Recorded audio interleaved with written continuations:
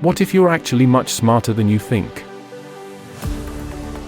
What if success in life doesn't just depend on the talent or luck you start with, but on developing the potential you might not even be aware you have? In this summary, I'll share the 5 main ideas from the book, Mindset, by Dr. Carol Dweck, a psychology professor at Stanford University. After over 30 years of research, she reveals how the most successful and happy people think, and how our mindset can either stop us from unlocking our human potential, or help us achieve what we truly want, while enjoying the process. This book has radically changed the way I see the world, and the way I see myself. Idea number 1. The myth of intelligence. Have you ever heard of the IQ test that supposedly measures your intelligence? This test was originally designed to track students' progress. Because contrary to what we've been led to believe for a long time, intelligence is not fixed. Learning experts now know that the brain can change and strengthen just like any other muscle.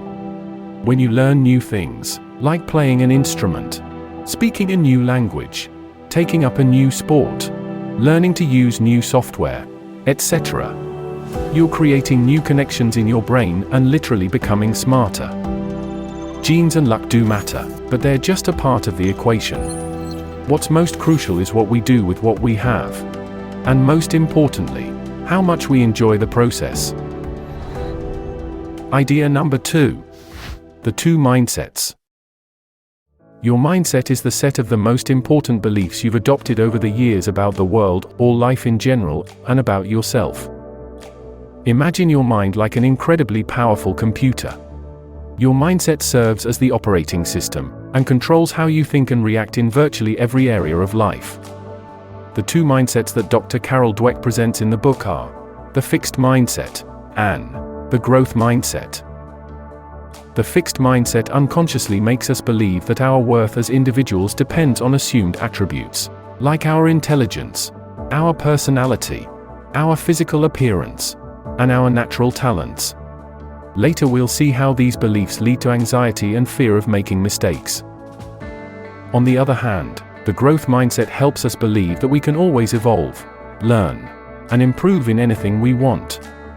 Therefore, neither natural talents, nor outcomes, nor mistakes determine our worth as individuals. As you can imagine, these beliefs enable us to enjoy life's challenges rather than avoid them. It's not that we have one mindset or the other. Even if we don't realize it, we all have a mix of both. Neuroscience experts suggest that these 2 ways of thinking or interpreting life come from different parts or different systems of the brain. So we can't simply eliminate the fixed mindset entirely. The challenge is to consciously choose the growth mindset, so that over time, it becomes the automatic program in the operating system of our mind. Now that you know the 2 different mindsets, let's see how they reflect in different situations in your life.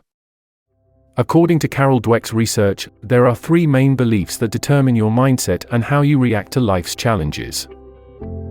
What does success mean to you? Think about the following situations. When do you feel most successful? When you achieve the results you want? Or when you fail but learn a valuable lesson that will help you improve? When do you feel most intelligent? When something comes easily to you, without mistakes or on the first try, especially if it's something others can't do as easily as you. Or when something is challenging, and after making mistakes and trying different solutions, you start to understand and be able to do something you couldn't do before. What kind of relationships are you looking for? People who make you feel good about yourself, who tell you how smart, special, and talented you are. Or people who, with respect and affection, challenge you and help you bring out your best. What kind of jobs or projects do you prefer? Those that give you more money, recognition, or status, and allow you to impress others? Or those that allow you to learn more? You've probably noticed that consciously, most of us prefer the growth mindset. However, if we're honest, our actions in real life often say otherwise. The good news, and the main point of Carol Dweck's work, is that we can all change how we think and act. And being one of the few people aware of these two mindsets is already a huge step forward. The second belief is, what does failure mean to you? When we operate with a fixed mindset, we're afraid to make mistakes because we frequently turn an action, "I failed at something," into our identity. I am a failure. This fear of feeling like a failure leads us to avoid situations that take us out of our comfort zone and allow us to learn new things. How many times have you seen a situation like this? Someone doesn't prepare properly for an exam. As a result, they get a bad grade. This outcome causes them to believe they are a failure. Since they think they don't have the talent or intelligence for this particular subject, they then tell themselves, "Why bother trying?"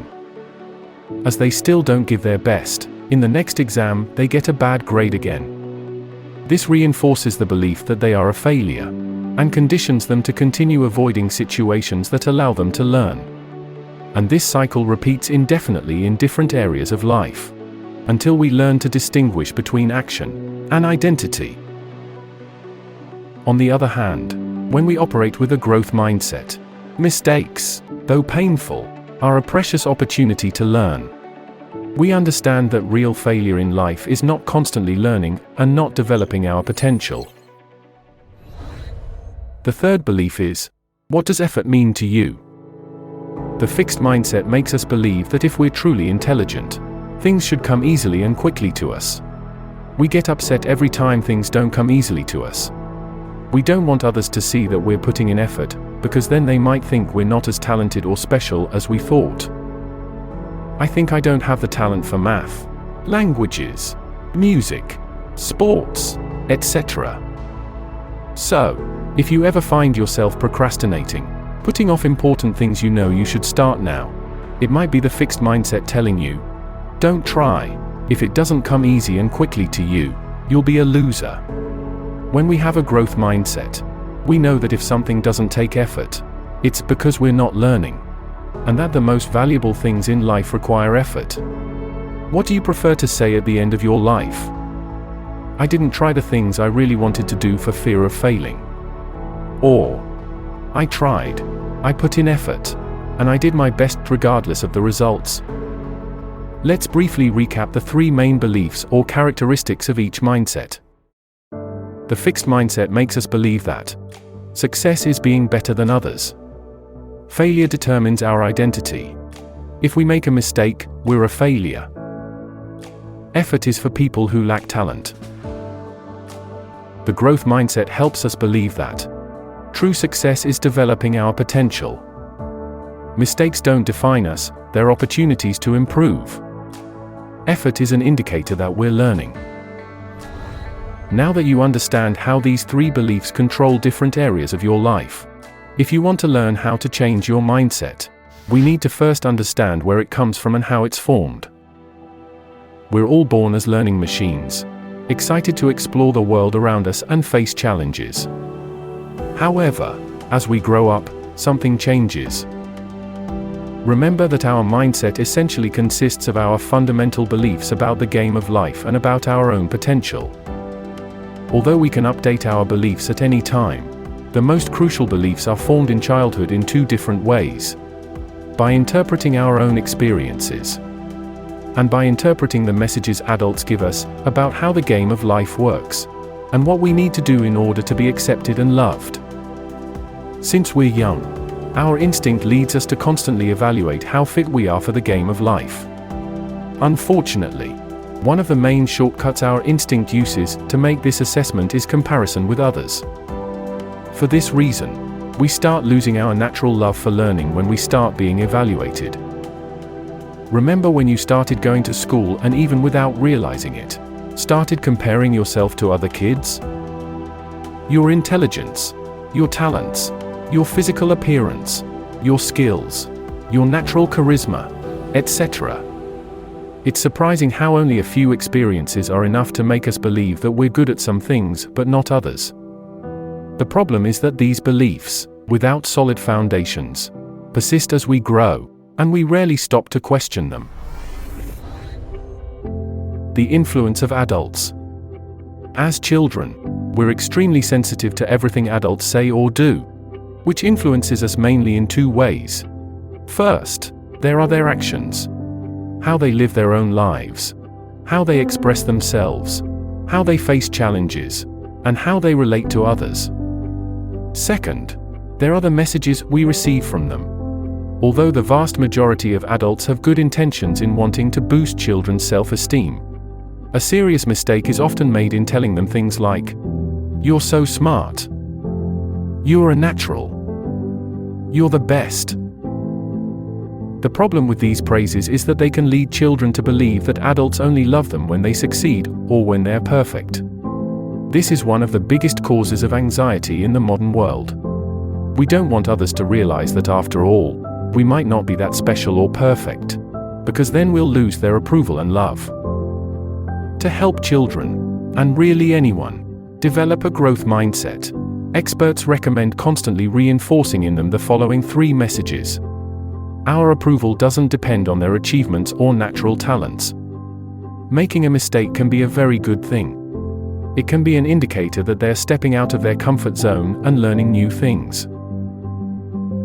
What we admire is their effort, regardless of their results. We won't admire or love them more if they succeed, or less if they fail. We're proud of them because they're giving their best. If you pay attention, these 3 messages are directly related to the 3 beliefs that determine your mindset in different situations. Unfortunately, most of the time, no one teaches parents how to program the right mindset in their children. So now that we're adults, it's our responsibility to intentionally update our own operating system, and thus pass on the right mindsets to future generations. Next, we'll look at the 5 main steps to cultivate a growth mindset. Changing our mindset is about making louder the inner voice that we want to hear. Here are the 5 key steps to do it. The first step is to be aware of the 2 options you have in every situation in life: thinking and acting with a fixed mindset or a growth mindset. If you've reached this part of the video, you're already one of the few people who know and understand the difference.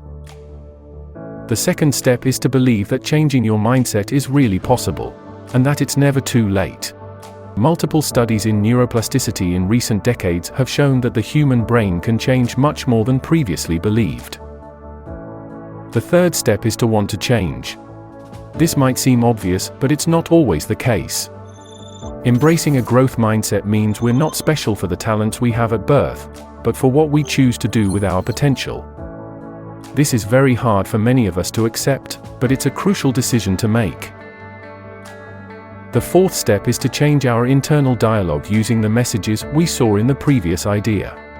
Talking to ourselves as we would like to talk to our children, and consciously questioning our limiting thoughts and beliefs. Finally, remember that cultivating a growth mindset is a constant adventure that will last a lifetime. So it's important to have patience and enjoy the process. In the end, at least for me, this is what the game of life is all about. Developing your potential isn't an easy and quick task, but that's precisely what makes the game exciting. Now, the next step is to accept the challenge of cultivating your growth mindset and helping others do the same. Start by sharing the summary of this book, and I'll see you in another video to continue learning together more about this incredible game of life.